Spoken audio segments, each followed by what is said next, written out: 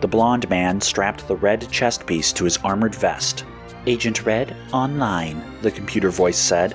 The dark-haired man strapped the blue chest piece to his own vest. "Agent Blue, online." Agent Red picked up a white laser pistol. Agent Blue grabbed the black pistol. "Aligning gate." The room they were standing in was suddenly lit up by rows of purple grid lines, revealing that they stood at the end of a long hallway. Corridor active. The two agents slid on their appropriately colored sunglasses and sprinted down the corridor. Their legs moved in perfect harmony as a bright light appeared at the end. It grew brighter and brighter until Agent Red and Agent Blue started to become pixelized energy, and each block flew at the speed of light through the bright opening at the end.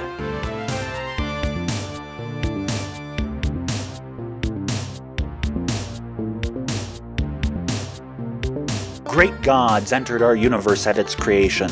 They fled from an incomprehensible conflict known as the Great Celestial War. They slumbered, healing their wounds, planets and stars forming around them. But this universe is not the only one.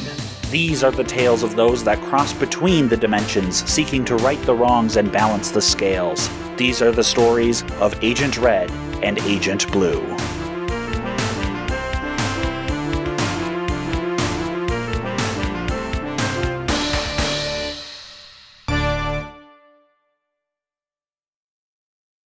Red and Blue stepped foot into the new dimension, the crumbling rock crunching beneath them. They skid to a stop as they saw the sharp precipice before them. The ridge abruptly dropped out before them as the mountain range extended as far as the eye could see. "Welcome, Agents Red and Blue, to Iteration 8397, Chroma Computer greeted them in their earpieces. "Severe anomalous readings have brought this iteration to our attention. However, analysis suggests that the source of the anomaly lies elsewhere. Iteration 8397's Earth registers as having a significant drop in mass over the last 2 months, and this mass is unaccounted for throughout the dimension. Agent Yellow was deployed in a research and reconnaissance role to uncover the source of this disturbance. Yellow has not reported in for 3 days. You have been assigned 3 time tokens. Win condition is the safe retrieval of Agent Yellow or his research notes. Good luck." Agent Red looked out over the barren landscape. "How are we supposed to find Yellow in all of this?" he asked. "That's what this scanner is for," Blue reminded him, unstrapping a small device attached to a handle. The circular screen strobed as the antenna extended. "Yeah, that's the part I don't get," Red said. "If Chroma Computer can't detect Yellow's location, what will this handheld thing do?" "Supposedly, being in this dimension makes all the difference," Blue replied, "though it's not doing anything so far. This is supposed to have quite a range, but it's not showing anything right now. Strange, this was Yellow's last known location." "What was he doing here?" Red wondered, looking down over a ridge. "There's nothing for miles."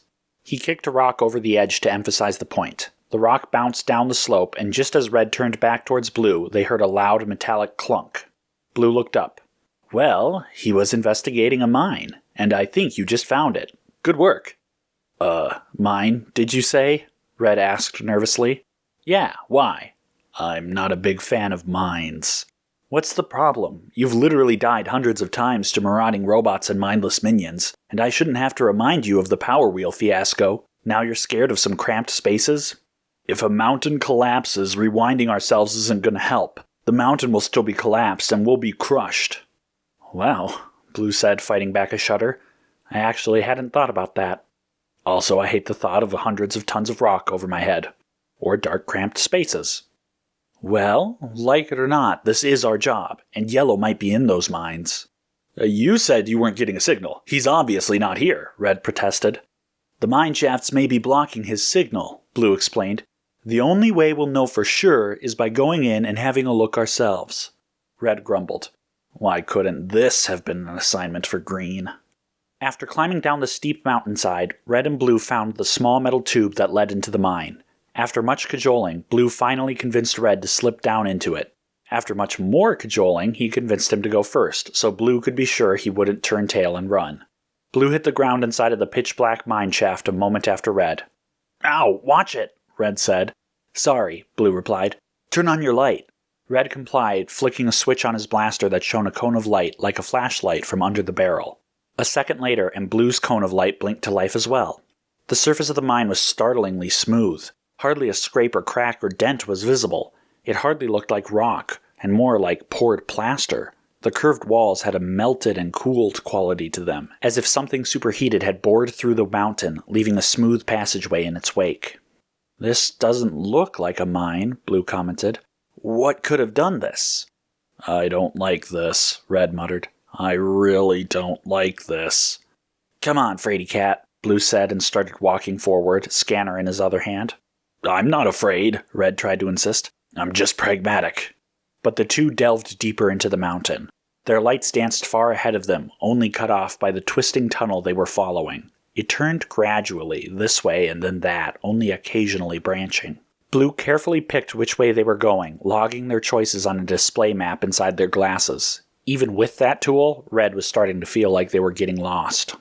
The slowly changing directions of the tunnel were messing with his sense of direction, and the sameness of every unnaturally smooth tunnel wasn't helping either. It was all blending together, and if he ever turned around, all he would see was pitch-black void. Somehow, it seemed as if their flashlights cut through the abyss less and less effectively as they went. Soon, as they walked, they discovered that they were kicking up a thin layer of extremely fine dust. It tickled the inside of Red's nose, just begging him to sneeze, but never quite getting there. What really bothered him about it was that he didn't know where it had come from, or why it only started here. Something else was bothering him. "Where's the mining equipment?" he finally asked. Even though he had whispered, the tunnel reflected his voice back in an amplified, hollow echo. "I don't know," Blue admitted. "Even if it was abandoned, we should see something. Lighting fixtures, rails, something." "Something else was here," Red predicted ominously.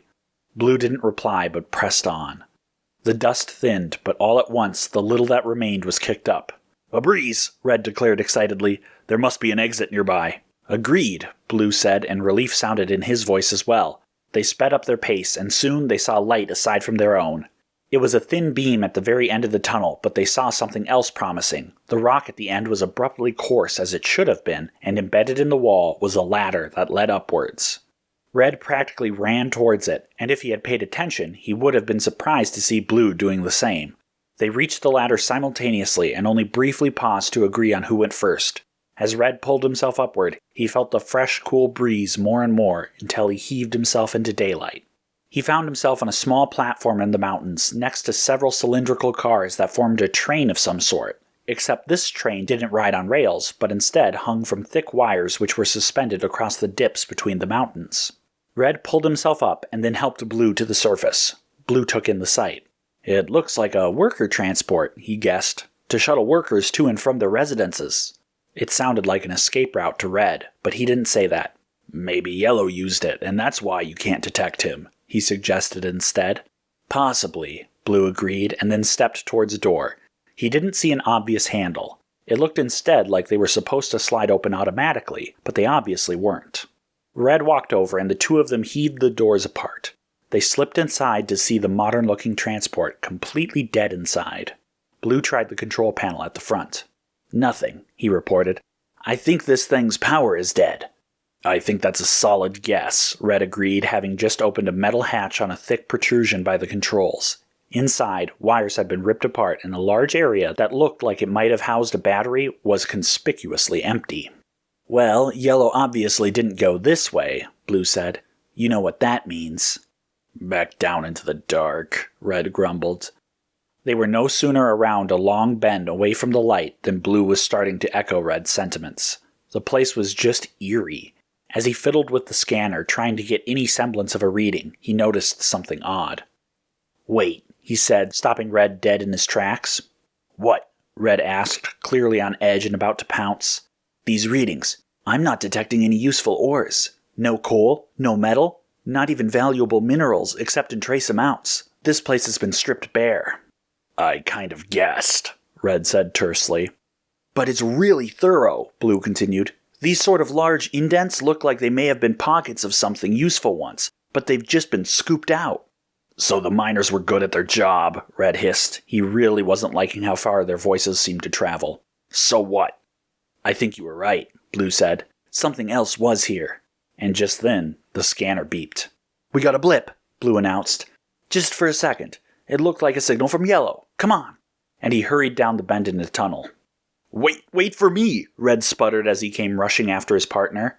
As they took a fork in the tunnel, it seemed to take a turn downwards. With so few features around, it was hard to tell, but Red got the distinctly uncomfortable feeling that they were sinking, and that the weight above their heads was growing. Something sharp scraped against rocks several tunnels away.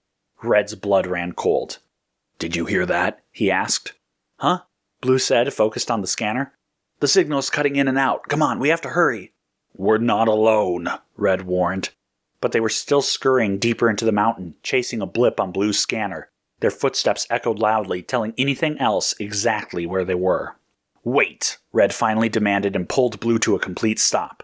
"What?" Blue asked irritably, but Red put a finger to his lips and shushed him. For a moment, the silence hung thick. Only the bare remnants of their footsteps echoed back hollowly at them.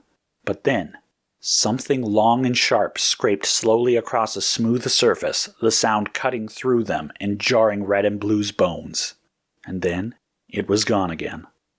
What was that?" Blue asked in a voice barely audible even in the silence. Red shook his head. As he was about to answer, he saw Blue's face pale. The hairs on Red's neck stood up. He slowly forced himself, ever so slowly, to turn around. In the faint ambient glow of their flashlights, Red and Blue could see the barest outline of 4 sharp blades, wickedly curved like scythes, just barely gleaming. The spindly legs they were attached to fell back into the shadows, connecting behind the vaguest outline of a snake-like head. The only thing truly visible there and beyond that were a glint off of thick, glassy black eyes sunken into whatever flesh coated this creature. Red and Blue didn't give it a chance. They raised their blasters in unison, and in an instant they pulled the triggers. But the blasters just sparked. Red glanced down at his chest piece, and the red light was flickering dangerously. But the creature had already charged. The flick of their guns was enough provocation it needed. Lunging with tremendous, graceful force, the only sound it made came from the scraping scythes, all 4 now menacingly screeching against the walls. Red and Blue turned and ran for it. The sound was growing. It was too fast. They would never make it. "Here!" Red shouted, pointing at the first intersection he saw, a smaller but steep tunnel that arced downward. The adrenaline and panic drowned out the fear of the black depths. They didn't even pause, diving feet first into the smooth tunnel. As Red dived into the tunnel, he felt it. The scythe nicked the back of his neck, just barely. Red clapped a hand over the minor wound. The scythe screamed inches behind him. Red hit the tunnel, the slide, and flew down into the mountain. The scraping, screeching scythes were mere feet behind him, then a dozen. They were gaining some space, but it was only gravity in the tunnel giving them the edge. As soon as it would end, Red and Blue's feet hit bottom. Immediately they bent their knees and pushed off. They had only bought a few dozen seconds at best. The tunnel was smaller here. They were practically ducking while trying to rush through. It felt like the mountain was about to swallow them. A horrific screech came from behind. Not the scraping of the scythes on the wall. A real scream. A blood-curdling, high-pitched, gargling scream that resonated across 3 throats. Red and Blue booked it as fast as they could. Red tried to fire over his shoulder, but nothing happened. "It's right behind us!" Red cried. Blue suddenly came to a stop. "Go!" Red shouted. "There's something here!" Blue shouted back, squeezing himself into a small crevice. Something large and metal, taking up nearly the entire tunnel, was blocking the way. The creature screeched again, seconds away. Blue slipped further in, Red diving behind him. He slid as fast as he could down the metal, worm-like body. A scythe screeched across the stone walls, then swished eerily through the air, humming with power. Red cried out with pain as it dug into his forearm. On instinct, Red tried to fire his blaster with the other arm, but again, nothing. Blue grabbed Red's shoulders and pulled him away from the creature, the long scythe sliding down Red's arm. Blood dribbled onto the stone, but he was free. Red and Blue slipped free from the strange metal thing. As they split clear, the lights on their guns illuminated a worm-like robot. At the front, a circular opening revealed rows and rows of jagged teeth. The sound of the scythe scraping against metal cut short the brief moment of recovery. A horrible crunching sound announced that the creature was cutting its way through the robot. In mere moments, it would destroy everything and come charging at them. They ran as fast as they could. If they could just make it far enough. The sounds of shredding metal grew louder, even as they ran. They put their all into it. As soon as the worm was destroyed, the creature would have a straight shot, almost to the curve in the wall. The metal was ripped to shreds, oil spraying out like blood along the walls. The creature shrieked. "Now!" Blue screamed. Red and Blue turned on their heels and pulled the triggers, praying. For a split second, nothing happened. They were still too close. They were goners. But then, a red and blue bolt exploded from the guns and impacted on the creature. Impacted and dispersed. No, Red said, feeling his stomach fall out from under him. It had them dead to rights. A single charge, and they'd be gone. It was fast enough. It turned its head towards the splattered wall, its tongue flicking out. "The ceiling!" Blue shouted. That was all he needed. They fired half a dozen shots until suddenly the pistols seemed to jam. The creature was rushing forward like a bolt of lightning all of a sudden. Too late. The ceiling collapsed just before it, and the tons of rocks sealed its path. And then, it kept collapsing. "Run!" Red and Blue shouted at each other, though neither needed to. They sprinted as they felt the thunder of collapsing rocks rattle their bones. A boulder fell just behind them, nearly nipping their heels, and then everything slowed. The tunnels settled. The perfect silence slowly returned, blanketing everything around them. After a solid 30 seconds of silence, Red dared to break it, but only just. "What was that thing?" he whispered. "I have no idea," Blue replied. He nodded over his shoulder, and Red agreed. They continued their journey deeper into the mountain, having no other way to go. Blue picked up the fleeting signal again. Red now had his arm wrapped up, but it was still quite painful. "We're close," Blue said. "Just around this bend." They turned the corner and stopped. A heavy metal door was inlaid on the rough rock. It looked to be part of the original mine, but it was sealed tightly.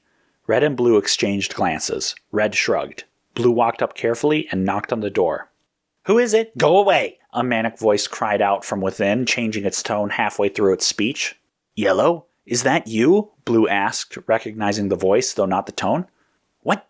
Yes," the voice replied. Then, after a moment of silence, the big wheel sealing the door spun, and it flung open. Inside was indeed Yellow. A taller man with reddish hair, he was notably missing his sunglasses, and the yellow light on his vest was completely dead.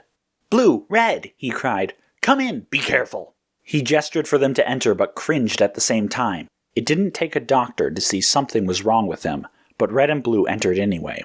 Inside was some sort of auxiliary monitoring station. A large monitor at the desk was on one side, and a couple of cabinets had their contents, mostly rations, spilled out on the side. Most had been eaten, the wrappers thrown about, lying where they fell. "Red! Blue!" Yellow cried. "A fascinating mystery! We are all in danger! Devastation past! Impossible doom! Impossible! Impossible! Impossible!" "Slow down," Blue said. "What are you saying?" "No, so much! Devastation! Mystery upon mystery! The slaughter or the gouging! Impossibilities within enigmas! You must know! Monster! No! Instability!" "He's gone insane," Red noted.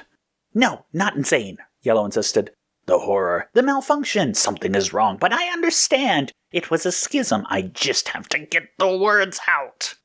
"Hang on," Blue said. "You're talking in twos. This schism that you were talking about, did something go wrong with you? With your vest?"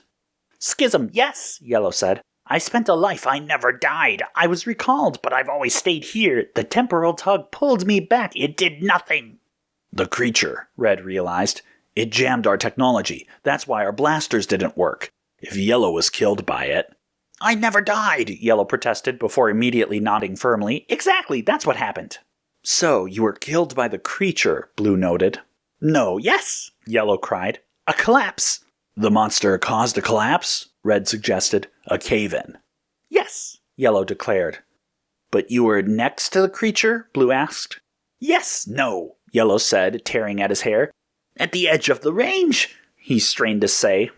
"The creature must create some sort of field that disrupts our tech," Blue mused.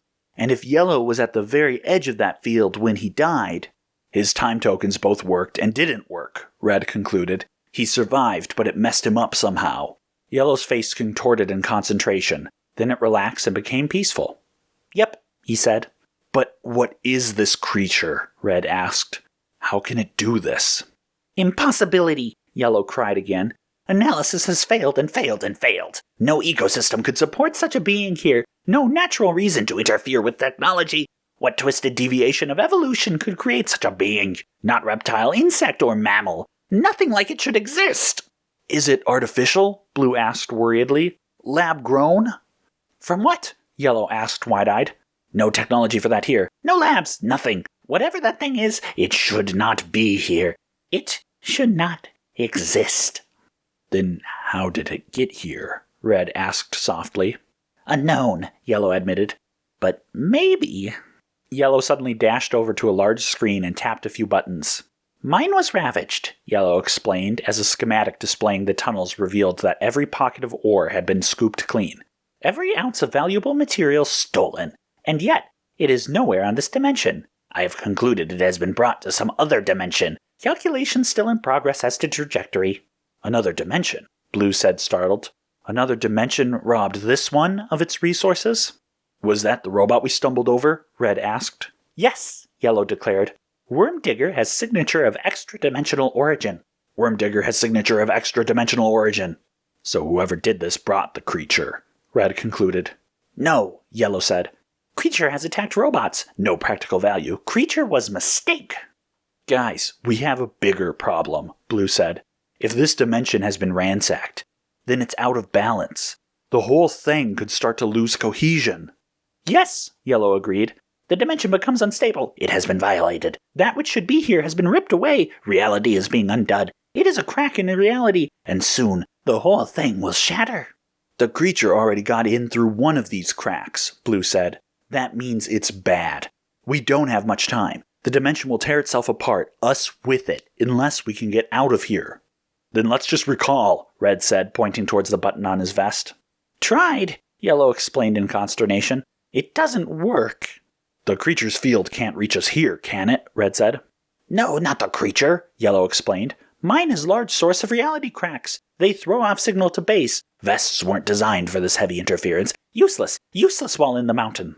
No way, Red said and tried pressing the recall button. But just as Yellow predicted, nothing happened. Then we have to get out of here.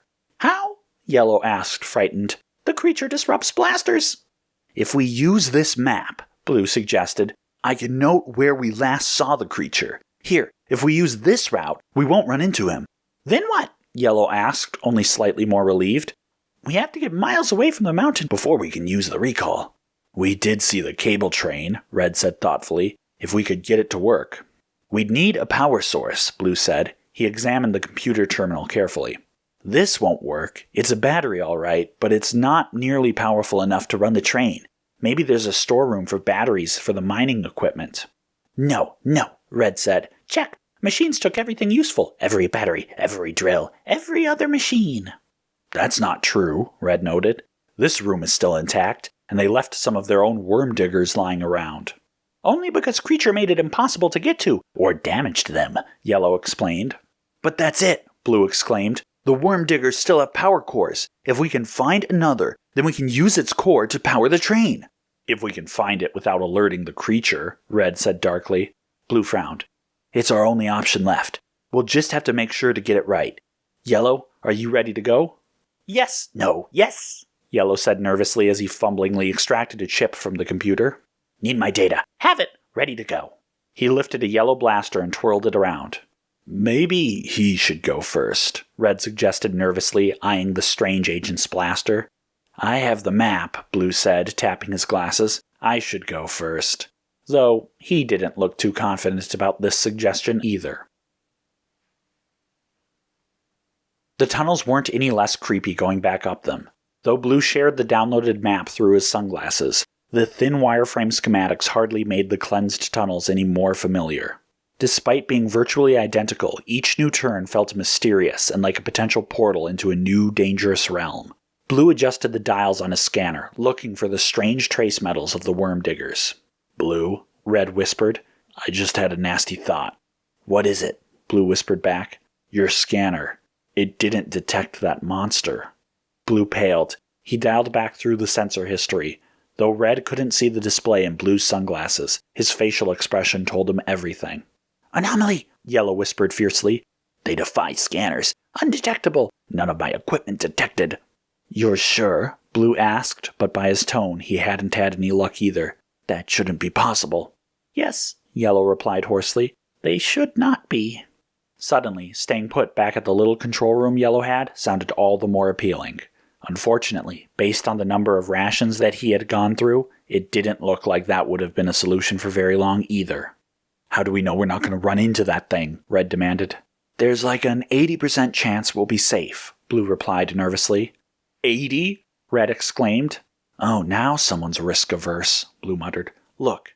Blue displayed a schematic in Red's sunglasses, highlighting the tunnel they had collapsed.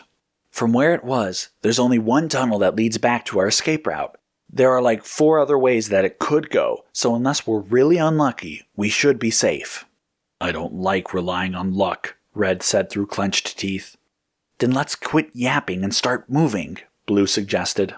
Since Red didn't have a better plan and preferred action to standing around anyway, he didn't say anything as they set off. But he kept his ears perked open all the same, taking in every sound. Unfortunately, or perhaps fortunately, all he heard was their footsteps. That was wonderful, and it meant there was no monster he heard, but it also meant that it could be right there and just quiet enough to hide its own movements under the cover of their footsteps. And the footsteps, as careful as they were starting to sound louder and louder in his ears. The constant repeating pattern of steps became almost hypnotic if it weren't ratcheting up Red's tension. Each one could hide their stalker. Each one echoed eerily around the tunnels, on and on, reminding him, like a ticking clock, how little time they had and how long they were taking. At long last, Blue's sensor beeped. He nodded at the others, a worm digger robot. He pointed the way, and they worked their way around a bend and saw it. It was indeed just like the one they had seen before, a long silvery body with only a giant round mouth to distinguish head from tail. The light of their flashlights glistened off its body, and in full view it looked all the more unnatural. But there wasn't much time for that. Blue carefully checked to see that one side had been damaged, and it was indeed dead. Red didn't let out a sigh of relief. That was only one thing that might go wrong. Blue, for his part, pulled out from the machine, trying to wipe the oil off of himself, but it was seeping into his clothes.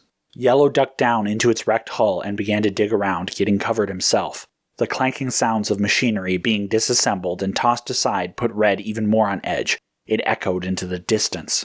Hurry up, Red said just loud enough to be heard. Almost. There, Yellow announced. He emerged from the silver body, pulling out a soccer ball-sized orb. 1 transdimensional power supply. Transdimensional? Blue suddenly asked. Yep, Yellow confirmed. How can it draw power from another dimension with all the cracks in reality here? Blue asked. It can't. We can't. It can. Different technology, Yellow babbled. Redundant transmuters. If it can do that, Blue wondered, but he was cut off. Something rumbled down the tunnel to their right. I thought you said, Red started to hiss. Call us unlucky, Blue cut him off. Yellow, how stable is this tunnel? Call it 50-50, he squeaked.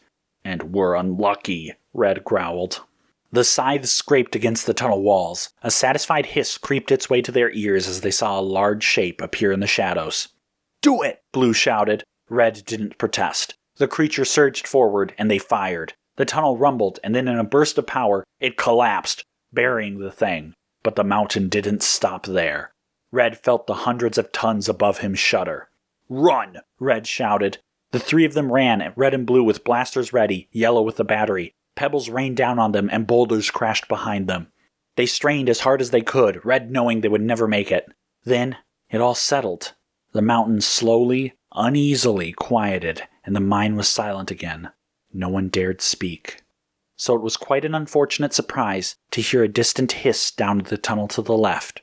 Red's eyes widened, and he turned to Blue as if to say, I thought we crushed it. Blue mouthed a single word. More. There were more of them, and they were still only halfway to the train. The creature in the tunnel to the side wasn't approaching fast. In fact, it seemed to be just milling around, recovering its senses after the crash. But if they even moved a step, it would hear them, and it was flicking its tongue out in their direction. Blue frowned deeply, a look of grim determination coming over his face. Red pointed to his blaster and gestured towards the tunnel questioningly. Blue shook his head. He pointed to Yellow and Red, and then down the empty tunnel, toward the train. Red furrowed his brow. He pointed towards Blue and cocked his head in a question. Blue didn't answer at first, but then pointed towards himself, and then at the creature. Red shook his head furiously. Blue shrugged intently, asking what else there was to do. Red pointed at his blaster again. Blue gave him a really look and gestured back towards the serious cave-in they had already caused. Then he pointed again at Yellow and back up the tunnel to the escape. The mission was recover Yellow and his data. Blue was suggesting the best way to do this. Red gritted his teeth. The hissing was coming nearer. A scythe-like leg scraped against the wall. Blue gestured for them to go once more. Red hesitated. Another scythe screeched against the rock. Blue gestured once more emphatically, then turned back towards the creature. "That's an order," he said. That was all the confirmation the creature needed. The hissing stopped, and all 4 of its scythes popped out, ready to strike. "Run!" Blue shouted as he fired uselessly at the creature. It charged. Red bolted for it. Yellow was right behind. They heard the creature charge, the scythe swing, and then nothing, only their footsteps. Red blocked out the thoughts of what had happened and focused on the map and the tunnels in front of him. Now speed was their only defense. That creature was behind them, and there might be more ahead. He could only hope to beat them to the train. It hardly seemed worth it. He had rescued one agent only to lose another. What did he care if Yellow had some sort of data or whatever? It wasn't worth it. But too late now. Finally, Red saw the ladder in the distance, at the end of the tunnel. There weren't any intersecting tunnels here between them and it. It was a straight and clear shot. They didn't waste time. They bolted for it and got to the ladder. "You first," Red said. Yellow nodded, tucked the battery under one arm, and started to climb awkwardly. When he was halfway up, Red grabbed on right behind him. He tucked his blaster into his belt so that his right arm could fully support his weight, as his left was still weak and hurting. Just as Red's toes lifted off the ground, he heard something swish through the air. Before he could react, a scythe slashed into his shoulder. Red flinched in pain and collapsed, falling from the ladder. The creature was right on top of them. In the light, it looked more hideous than ever. The snake-like head wasn't simply covered in scales. It was some sort of hide, but looked to be nothing but scabs upon scabs. The rough skin looked even painful to touch.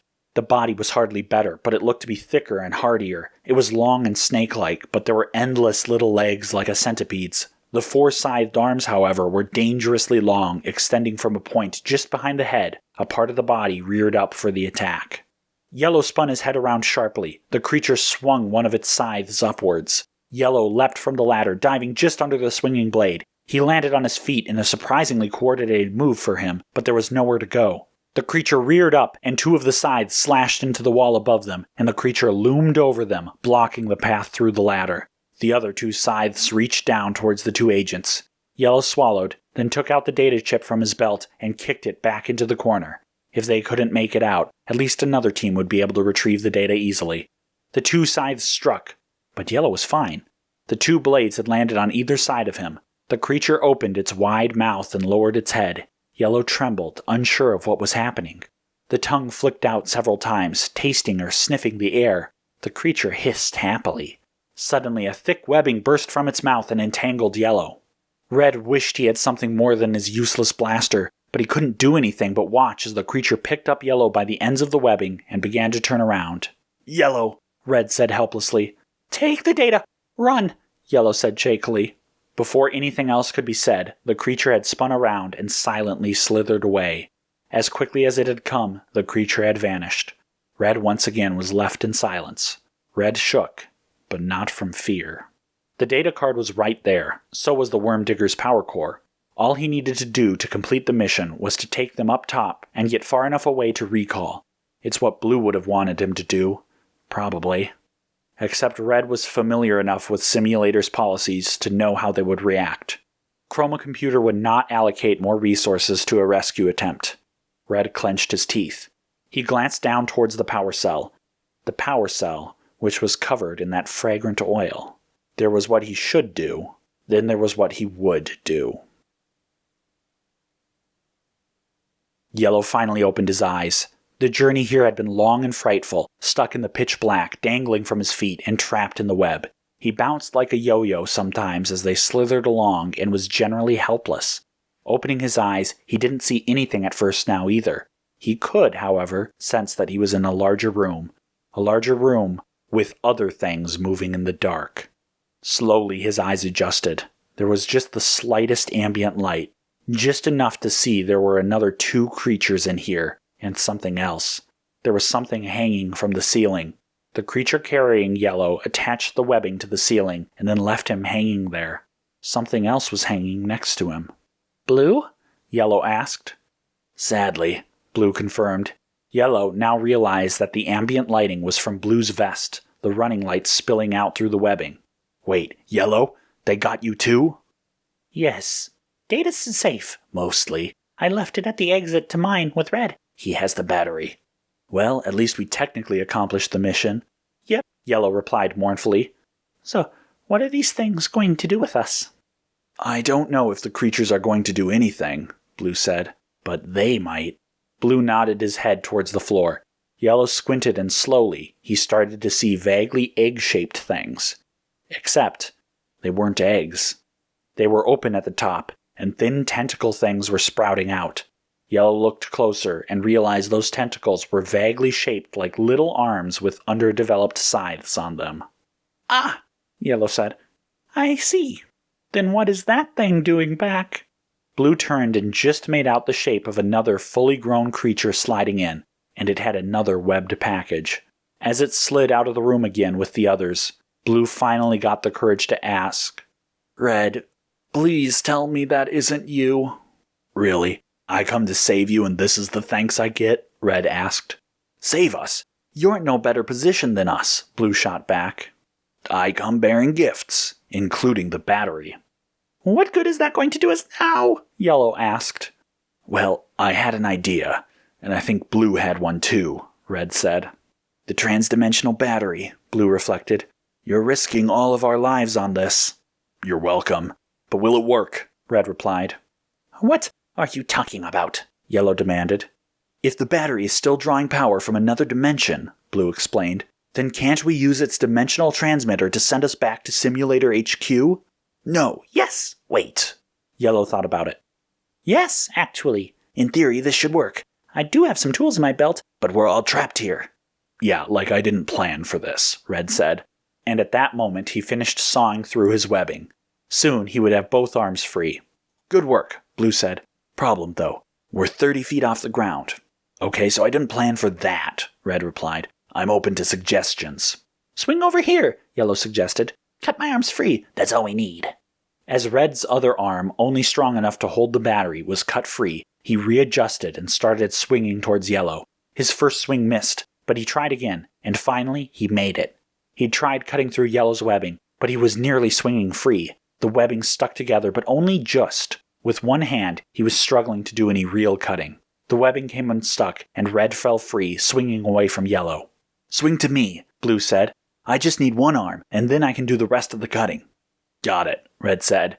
He swung to Blue, and even as he was tiring and straining, he just managed to cut enough of the web for Blue's arm to rip free and grab the knife. Red swung back and relaxed as much as he could while hanging upside down. Then he suddenly tensed again. Uh-oh, he said. Before anyone could ask what was happening, the webbing stretched and started to unravel. Red reacted as quick as he could, trying to climb back up, but the webbing stretched too much. But that might have just saved him. The stretching web slowed his fall until he was half a dozen feet from the ground, and it snapped. Red hit the ground hard, but non-lethally. Red, you okay? Blue asked worriedly. Keep cutting, Red groaned. He was severely injured now, left arm useless, shoulder bleeding and aching all over. Several bones were likely broken. How he wished the time tokens worked here. But he would be okay. And then, little arms wrapped around his limbs. Red pulled himself free, but more wrapped around his arms. The little blades were too dull to slice, but he could feel the small creatures start to pull themselves free. Their teeth, Red was willing to bet, would still be plenty sharp, as the agents had been left here as dinner. Hurry, Red said. Blue was, and then was given more reason to do so. Hissing sounds were coming from the entrances to the caverns. The full-sized creatures were coming back. Do you have the battery? Blue asked, not bothering to lower his volume. His arms were finally free. It's somewhere down here, Red replied, struggling more and more with the tiny limbs. Blue heard the strain in his voice and swung over to Yellow. He started cutting as quick as he could, while still being careful not to cut Yellow. One of the creatures ducked its head into the cavern. Red kicked out, knocking over one of the eggs. A small cry echoed from the baby. The large creature's head snapped towards him and hissed angrily. It crawled forward. Go, go, go! Oh! Yellow yelped as he was suddenly free. He slipped from his webbing and nearly fell straight down to the rocks below. Blue reacted quickly, grabbing a hold of him, though the knife fell. Yellow's weight, added to Blue's, stretched the webbing holding him up, but it was stretching much too fast. Hold on tight, Blue said. As the webbing snapped, he flipped around midair, and then he hit the floor, crushing some of the little creatures. Blue collapsed, moaning in pain, having taken the majority of the impact. 2 more creatures slipped into the cave, more hissing behind them. "The battery!" Red cried. Yellow scrambled to his feet, searching through the darkness. Finally, he spotted it, lying next to one of the eggs. The first full creature that had entered held up its scythes, ready to strike Red. Blue kicked out, smashing through one of the little creatures holding his partner. Red immediately pushed off with one free leg, just barely avoiding the slash of the scythe. The little egg creature holding onto his arm wasn't as lucky. The large creature roared, a howling noise, one of pure death and fury as it realized what it had done. Yellow reached for the battery. Suddenly, the creature inside the egg lunged out and wrapped around its arm. The little head bit into his knuckles. Yellow screamed. Red scrambled to his feet. Blue was being engulfed by the little creatures as well. Red didn't wait to kick him free and dragged him with his one good arm. The large creature roared, stepping forward, though carefully. Red kicked an egg straight towards the large creature. It cried in shock and watched distractedly as the little one bounced past. It was just a little time, but it was something. Red pulled Blue to Yellow and immediately stomped the creature, biting into his fist. Yellow leapt into the air in shock as he was sprayed with liquid. "The battery, now!" Red demanded. "My hand!" Yellow cried. "Blue, help him!" Red ordered. It seemed too late already. 5 full-grown creatures had entered into the cavern, and they were making their way towards them. Only their caution with the little critters were buying them time. Blue achingly pulled himself upright. "Yellow!" he shouted, snapping him out of his pain. Yellow glanced towards the battery, grabbed it, and plopped it between himself and Blue. They got to work as fast as they could, but they needed more time. Red ripped part of his oil-stained shirt apart, stuffed it into one of the eggs, and threw it. The combination of an alluring smell and one of the babies in danger distracted the larger ones for a second, but only a second. Red tried the trick again, but he didn't have enough oil to keep it up beyond 3 tosses. "I'm out!" Red yelled, full body falling apart as he crawled back to his 2 compatriots. The creatures had crossed past the end of the egg field. They charged. "Got it!" Yellow said. Too late. The scythe stabbed into Red's good arm. Blue was caught in the leg, Yellow in the side. The pain was excruciating, and they all screamed. "Grab onto me!" Blue cried through it all. Yellow flailed out and grabbed Blue, who was holding onto the battery, but Red's arms were useless. "Red!" Blue shouted. He had to try. After all this, he had to try. He felt breath on the back of his neck. Red kicked out, and it was enough to touch Blue's leg. Blue hit the button. Red was sure he was dead. For the longest time, he was only aware of the darkness. But slowly, he realized he still had a body. He realized this because it was all pain. He wasn't dead, but it was almost as bad. He was in the infirmary again. It was one of the worst recoveries he had ever experienced, and Red had experienced a lot. But he would get better. "Just a few final questions," Chroma Computer said as he was debriefed. For some reason, it couldn't wait until he was fully recovered. "What?" Red moaned. "How did you realize the creatures wouldn't kill you?" "Well, Blue and Yellow had been covered in that oil, so I just gave it a guess. The creatures were sniffing around it after all." "And where did you get the knife to cut the web?" "That was just some scrap from one of the worm diggers. I went back and grabbed it." "I see. Thank you, Agent Red. I will submit this report right away." "No rush," Red said and leaned back into his bed.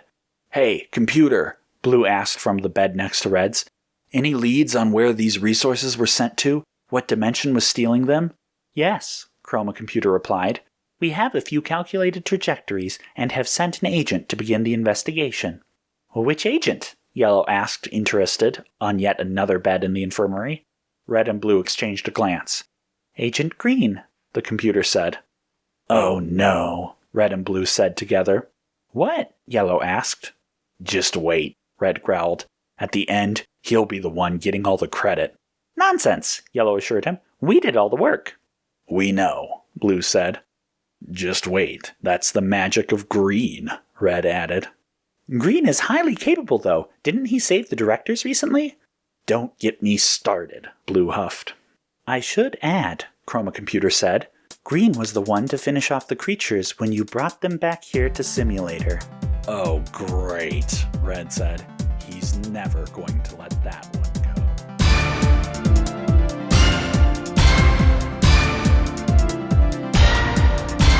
Next time! Simulator is on the trail of the dimensional marauders who rob dimensions of their resources. But before they can make their move, a distress signal from Agent Teal takes Red dangerously off course as Blue gets to the heart of the mystery.